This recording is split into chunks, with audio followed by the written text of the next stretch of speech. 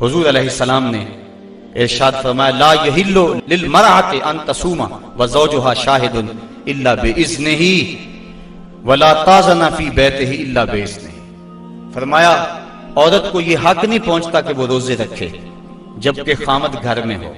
نفلی روزہ رکھنا اگر عورت کو ہو تو وہ خامد سے پوچھ کے رکھے گی، خامد کی اجازت اور اذن کے بغیر عورت روزہ بھی نہیں رکھ سکتی، کیونکہ خامد کی رضا کا حاصل کرنا عورت کے لیے بہتر نفلی عبادت ہے۔ اس لیے اگر خامد راضی نہیں ہے تو روزہ نہ رکھے، راضی ہے تو رکھ لے۔ اور فرمایا حضور علیہ السلام نے دوسری بات یہ ہے کہ وہ اس کے گھر میں جس کو وہ ناپسند کرتا ہے اس کو آنے نہ دے، اذن نہ دے۔ اور ایک حدیث کے اندر یہ لفظ ہیں کہ حضور علیہ السلام نے ارشاد فرمایا کہ وہ خامند کے بستر کو روندنے نہ دے۔ یعنی خامند جس بستر پہ بیٹھتا ہے، سوتا ہے، آرام کرتا ہے، اس بستر پہ کسی کو نہ چڑھنے دے۔ اور اس پر حضرت ام حبیبہ رضی اللہ تعالی عنہا کا عمل ہمارے سامنے ہے۔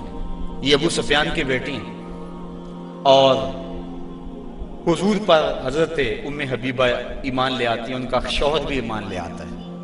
جب ہجرت حبشہ ہوئی تو یہ دونوں میاں بیوی حبشہ کی طرف ہجرت کر گئے۔ کچھ عرصہ وہاں گزرا۔ ایک دن حضرت ام حبیبہ سوئی تو خواب دیکھا ہے کہ میرے خامد کا چہرہ بدل گیا ہے، تو سخت پریشان ہوئی۔ صبح اٹھی تو پتہ چلا کہ خامد عیسائی ہو گیا، کسی عیسائی کے پاس بیٹھنا اٹھنا تھا تو اس نے اپنا دین بدل لیا۔ تو حضرت ام حبیبہ رضی اللہ تعالیٰ عنہ الگ ہو گئی۔ کچھ عرصے کے بعد خامد بھی فوت ہو گیا۔ اب وہاں پردیس میں سارے جہان کو چھوڑ کر وہاں گھر بس آیا تھا تو وہاں وہ تنہا ہو گئی، تو سخت پریشان تھی۔ آقا کریم علیہ السلام نے حبشہ کے حکمران نجاشی کے ذریعے حضرت ام حبیبہ رضی اللہ تعالی عنہا کو پیغام نکاح بھیجا۔ نجاشی نے ایک لونڈی بھیجی کہ جا کے ام حبیبہ کو کہو کہ اللہ کے نبی تم سے نکاح کرنا چاہتے ہیں۔ اب حضرت ام حبیبہ کی زبانی اگلی کہانی سنیے۔ کہتی ہے میں گھر میں بیٹھی ہوئی تھی کہ باہر دروازے پہ دستک ہوئی۔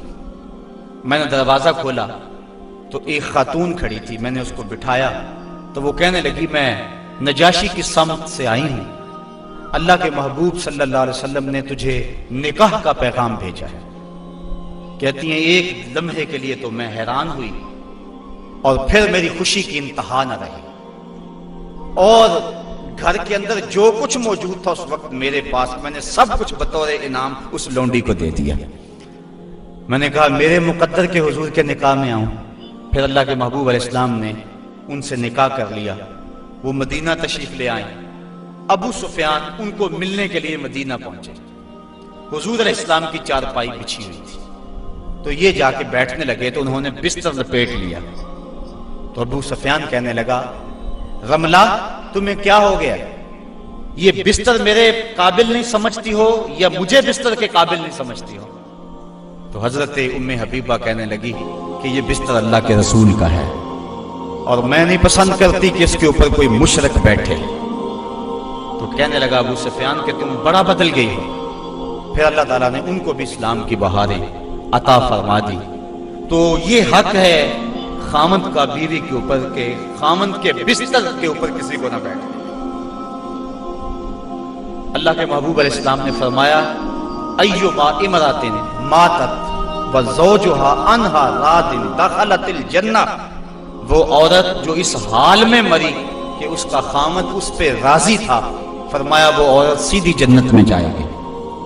اور ایک روایت میں ایسا ہے کہ 4 شخص ایسے ہیں کہ جن کو جنت میں جانے میں کوئی رکاوٹ نہیں ہوگی۔ ان میں سے ایک وہ شخص جس نے اپنے والدین کی خدمت کی اور والدین اس پہ راضی ہوئے۔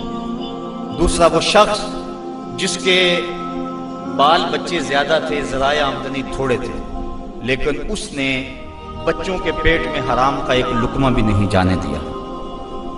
تیسرا وہ شخص جس نے ایسی پکی توبہ کی، گناہوں کی طرف دوبارہ پلٹنا اس کے لیے اتنا ہی مشکل ہے جس طرح تھنوں سے نکلے ہوئے دودھ کو واپس کیا جائے۔ اور چوتھی وہ خاتون کہ جس نے اپنی ساری محبتیں اپنے خامد پہ نچھاور کر دی اور اس حال میں فوت ہوئی کہ اس کا خامد اس پہ راضی تھا۔ فرمایا ان 4 کو جنت میں جانے سے کوئی بھی نہیں روک سکتا۔ تو عورت کی جنت مرد ہے، اگر وہ مرد کو راضی کر دے گی تو جنت کی راہوں کی مسافر ہے، اور اگر وہ اپنے شوہر کو راضی نہیں کر پاتی تو اللہ کے محبوب علیہ السلام نے فرمایا میں نے کثرت کے ساتھ عورتوں کو دوزخ میں دیکھا ہے۔